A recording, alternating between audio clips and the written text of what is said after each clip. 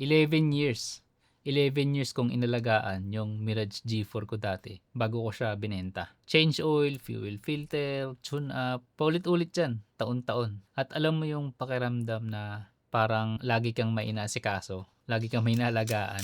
Yung palaging may kasunod na gastos. Para sa akin, nakakapagod yun. Lalo na habang tumatagal, dumadami na priorities natin, di ba? Nawawala na tayo ng oras. So nung dumating yung point na bibili na ako ng bagong kotse, isa lang talaga ang gusto ko. Bagong sistema, bagong lifestyle. Yung ramdam mong bago talaga. Ayoko yung bago lang yung kotse pero pareho pa rin yung lumang routine. Pareho pa rin ng gastos mo sa maintenance. At doon may dalawang pagpipilian ako. PHEV o full EV or yung BEV. Pinili ko yung full EV, yung BYD E-MAX 7. At ngayon sasabihin ko sa inyo kung bakit. Kasi yung PHEV may makina pa rin. At yung makina na yon, same lang din sa dati kong sasakyan na kailangan alagaan. Para malinaw lang hindi ako mekaniko, hindi ako car expert. Ordinary car owner lang ako. 11 years sa Mirage G4. Ngayon, naka full EV na ako. So, alam ko yung pakiramdam ng dalawa. Yung lumang sistema at yung bago. Minsan, napapatanong tayo,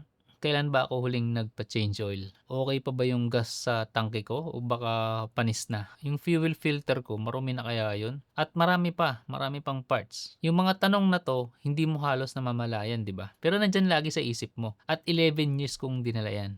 At sabi ko, sa bagong kotse, ayoko na ng ganun. Tignan natin yung PMS sheet ng isang PHEV. Example, itong BYD Sea Lion 6. Ito galing sa AC Mobility as of October 2025 pa. Pwedeng magbago kasi 2026 na ngayon. Tignan mo, may engine oil, oil filter, spark plug, fuel filter, air filter, carbon canister, lahat yan sa makina yan. Meron pa nga dito na maabot ng 14,000 pesos. 14,000. Isang service lang. Yung BYD Max 7, walang ganito. Walang engine oil, walang spark plug, walang fuel filter. Kasi wala ngang makina. Pero teka, may mas malalim pa dyan. Bago ko ituloy, kahit like button lang, malaking tulong na sa algorithm yan.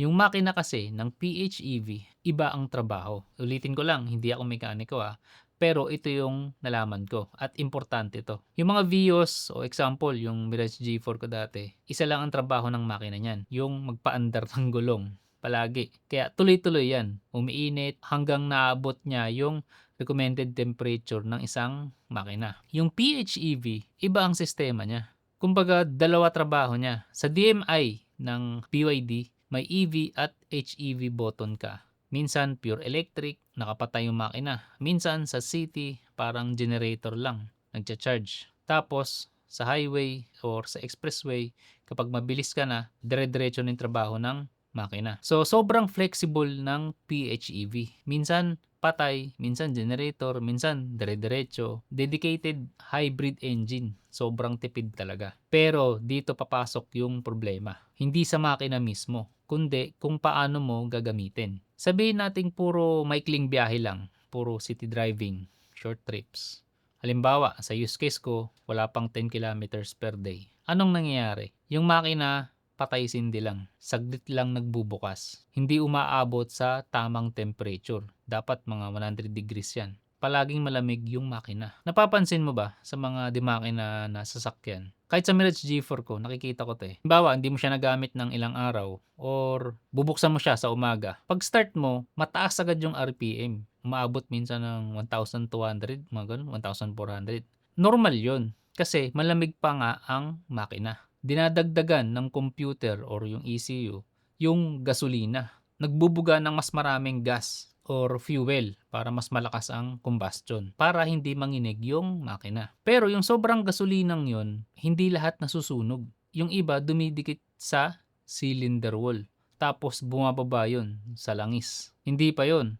Pag malamig yung makina or ilang araw mo siyang hindi ginagamit, may namumuong moisture sa loob ng makina. Parang hamog sa umaga. Napupunta rin yon sa langis. So ano meron ka? Langis na may halong gasolina at tubig. Yan yung tinatawag na fuel dilution. Pero may solusyon dyan. Pag umabot yung makina sa tamang init, mga 100 degrees Celsius, nag-e-evaporate yun, lumalabas. Parang kusang naglilinis ng sarili niya yung makina. Yan yung nangyayari kapag medyo napapahaba na yung takbo ng kotse. Yung PHEV depende sa paggamit. Pag dinala mo sa expressway ng matagal, dire-diretso andar ng makina. Umiinit, naglilinis din. Para na rin siyang normal na digasolinang sasakyan. Pero kapag puro short trips ka lang, puro city driving, parang generator lang. Saglit lang umandar, hindi umaabot sa tamang temperature. So hindi nakaka-evaporate, hindi lumalabas, naiipon lang, at hindi siya nakakapaglinis. At ito pa, sa isang biyahe mo pa lang, ilang beses nagko-cold start yung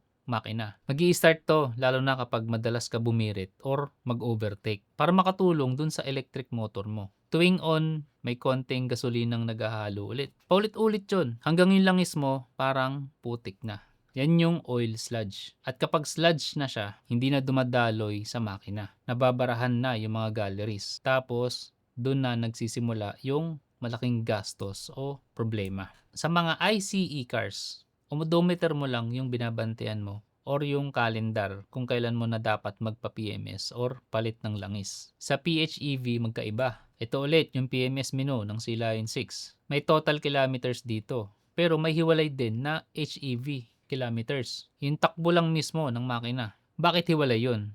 Kasi minsan electric ka, patay yung makina. Kaya yung odometer mo hiwalay dun sa makina. Ibig sabihin, yung akala mong less aalagaan mo, mas marami pa pala. Mas maraming babantayan. Dapat mas alagaan mo to. Mas masipag ka pa dapat kaysa sa dating digasolhinang kotse.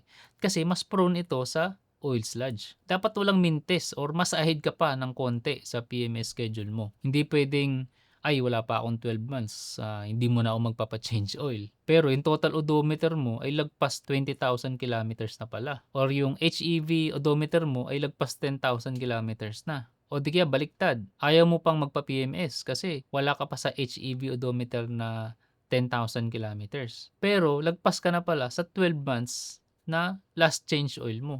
At ito pa, I'm sure naman na PHEV ang best selling dito sa Pilipinas. Mas marami ngayon ang madalas magpapa-change oil. At ito ang pinakaiiwasan nyo, yung magtipid sa langis. Gamitin nyo palagi yung fully synthetic oil. Huwag yung mga mineral at mga semi-synthetic para lang makatipid ka sa maintenance. Hindi ko sinasabing pangit ang PHEV Maganda ang PHEV. Sakto siya sa maraming tao dito. Kung walang charging sa bahay, nakatira ka sa kondo, or malayo lagi yung biyahe mo, swak na swak yun. Ang punto lang dito, mas dapat mo siyang bantayan sa pag-change oil.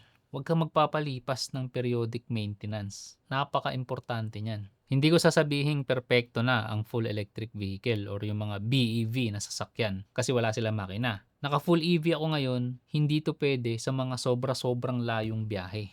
Wala akong gas na backup tulad ng PHEV. Yan yung totoo. Yan yung downside talaga. Pero ito yung nakikita ko. Dati, takot kang mag-EV papuntang Baguio, di ba? Saan ka magcha-charge? Ngayon, iba na. Yung Manila to Baguio, mga 246 kilometers, yung mga, sa mga ganon, sabi natin 300. Ngayon, nadagdagan na yung mga charging stations. Tulad sa Petron Marilao, Total NLEX Apalit Pampanga, Shell Mexico, Shell Mobility TP-Lex La Union, CB Mall Urdaneta, at pwede ka rin dun sa BYD Pampanga. At real talk lang hindi pa sobrang daming charging stations. Pero kita nyo, dati walang ganyan. At yun yung pinusta ko na risk sa pagkuha ko ng full EV. Hindi yung kung anong meron tayo ngayon. Ang tinitingnan ko yung sa mga susunod na taon, anong mangyayari, kung saan tayo papunta. So, yun. Kaya full EV ang kinuha ko, hindi PHEV. Hindi dahil perpekto siya, kundi dahil ayoko ng pakiramdam na kapag may dumating yung oras na lagi akong may inaasikaso. Yung change oil, yung fuel filter, yung mapapanis na gas. Gusto ko ng bagong routine. At ang iniisip ko na lang ngayon, ngayong naka full EV na ako, kailan ako magcha-charge? Yun na lang. Plus yung mga murang PMS ko every year. Pero ito yung pinaka-importante. Hindi ko sinasabing ito din yung tama para sa'yo. Iba-iba kasi tayo ng biyahe. Iba-iba tayo ng pangangailangan. Yung tama sa akin, baka mali sa'yo. Kung gusto mong malaman kung magkano talaga ang magagastos kapag lilipat ka ng gas to PHEV or full EV, meron akong free calculator sa evpilipinas.com. Ilagay mo lang yung numbers mo dun. Fuel price, insurance, electricity cost, yung inflation rate, lahat nandun. Yun lang, kita tayo ulit sa susunod na video.